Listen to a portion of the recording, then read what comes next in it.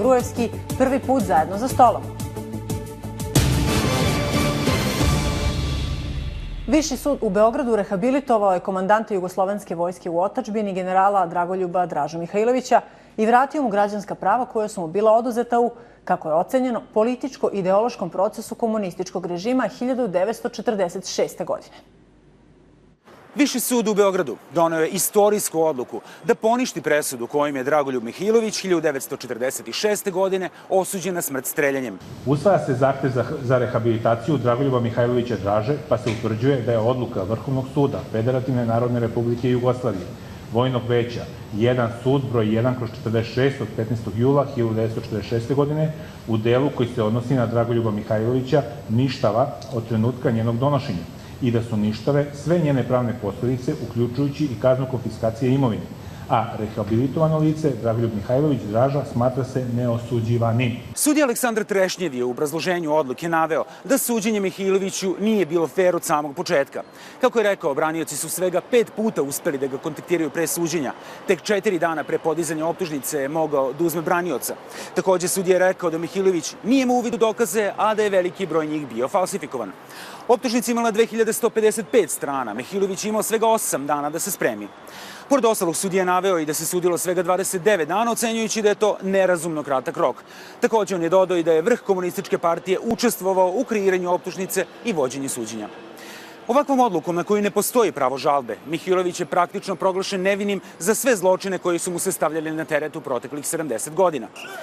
Sama odluka dočekana je sa oduševljenjem i aplauzima većine prisutnih koji su do poslednjeg mesta ispunili najveću srpsku sudnicu.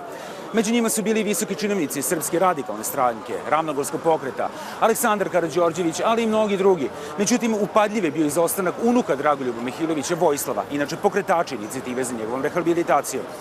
Ispred same Palate pravde bio je veliki broj poštovalaca Mihilovića koji su zvikivali pravda i živeo Draža, ali i slične poruke. Razdvojeni jakim kordonima policije, preko puta njih su bili protivnici rehabilitacije koji su pevali Ustaše i četnici, zajedno ste bežali. Ovde ispred Palate pravde došlo je do samo jednog manjeg incidenta, kada je jedan neimenovani muškarac vikao na sve okupljene, odnosno na obe strane, da, citiraću, nisu normalni i da će ponovo izazvati krvoproliće. Nikola Radišić, N1 Beograd.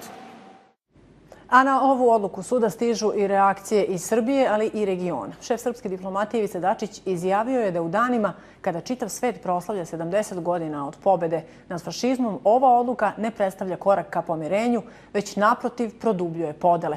Svedoci smo da je svet danas suočen sa pokušajem revizije istorije i relativizacije pobjeda i poraza, zločina i kazni. Srbija, kao žrtva takvih pokušaja na međunarodnom planu, ima obavezu da se bori i protiv revizije istorije i relativizacije istorijskih činjenica i u samoj Srbiji, rekao je Dačić. Dačić nije jedini ministar koji se oglasio u vezi sa ovom odlukom. Ministar unutrašnjih poslova Srbije Nebojša Stefanović rekao je da je lično nezadovoljan odlukom suda. Kao potomak partizanskog borca koji učestvuje u oslobađanju Beograda i Srbije od fašista tokom Drugog svjetskog rata, mogu da kažem da sam lično nezadovoljan rehabilitacijom Draže Mihajlovića, ali naravno ne mešam se u nezavisne odluke nezavisnih pravosudnih organa. Oni su vjerojatno imali više argumenta i dokaza nego što ja, pravnih argumenta nego što ih ja imam. Osude i u Hrvatskoj. Predsjednica Hrvatske Kolinda Grabar-Kitarović izuzetno je neprijatno iznenađena odlukom Beogradskog višeg suda o rehabilitaciji Draže Mihajlovića. Ona je naglasila da kao predsjednica Hrvatske odlučno osuđuje svaki pokušaj istorijskog revizionizma. Oglasilo se i Ministarstvo spoljnih poslova Hrvatske rekavši da je četnički vođa Draža Mihajlović za njih i dalje ratni zločinac. A reakcija stižu i sa rodnog mesta Franje Tuđmana, gde se obeležava 93. godišnjica rođenja prvog predsjednika Republike Hrvatske. Pred rodnom kućom venac je položio i predsjednik Hrvatske demokratske zajednice Tomislav Karamarko, koji je istakao da srpski političari bez obzira na odluku suda moraju jasno da kažu šta misle o četničkom pokretu koji je ostavio krvavi trag i u Hrvatskoj i u Srbiji i Bosni i Hercegovini.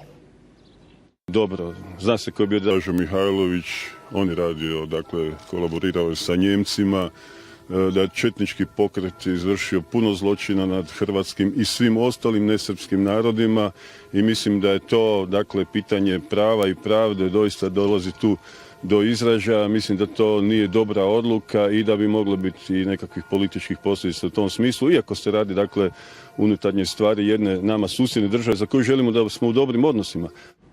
A sa druge strane stižu i pozitivne reakcije. Lider SPO Vuk Drašković ocenio je da je ukidanje presude rehabilitacija i njegove vojske i čitave Srbije, te da je odlukom o rehabilitaciji skinuta anatema sa Srbije, da je podržavajući vođu antiokupatorskog pokreta otpora i ministra vojnog izbegličke jugoslovenske vlade u Londonu bila na strani Hitlerovog Trećeg rajha. Prestolonaslednik Aleksandar Karađorđević pozdravio je sudsku rehabilitaciju Mihajlovića, istakavši da je to ključno i za nacionalno pomirenje.